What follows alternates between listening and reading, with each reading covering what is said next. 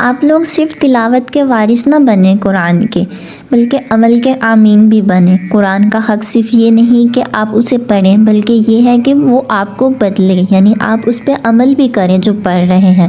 اللہ تبارک و تعالیٰ فرماتے ہیں اللہم اجعل قرآن ربیع قلبی ونور صدری وجلاء حزنی وذہب حمیہ۔ اب دیکھیں جو کچھ آپ کی پیٹھ کے پیچھے ہو رہا ہے نا وہ اللہ کے سامنے ہو رہا ہے، تو یہ بات آپ کے لیے کافی ہے قرآن کی احکامات پر عمل کرنے کے لیے۔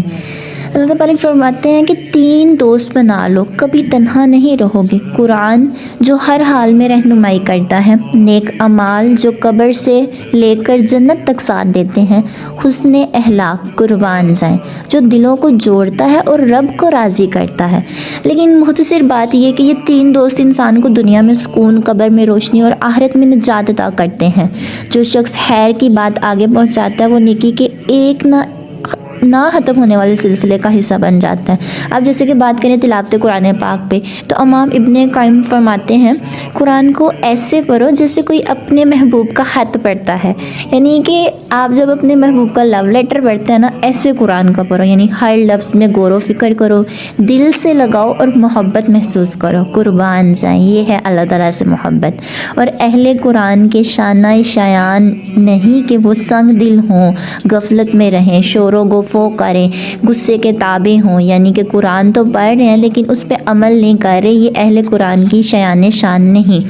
تو اے اللہ قرآن کریم کی رحمت سے ہمیں نواز دے اور اس کتاب کو ہمارا امام اور ہمارے لیے روشنی کا ذریعہ بنا دے، اور اس کتاب کو ہمارے لیے ہدایت اور رحمت بنا، آمین۔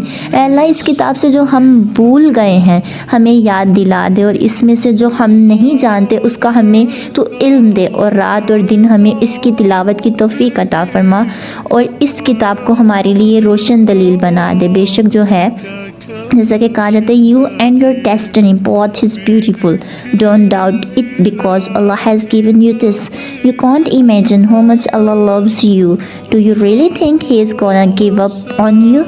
No way, he loves you, he has that beautiful plan that you don't know, so don't overthink and know that Allah is gonna make you shine, you have Allah and nothing can beat you۔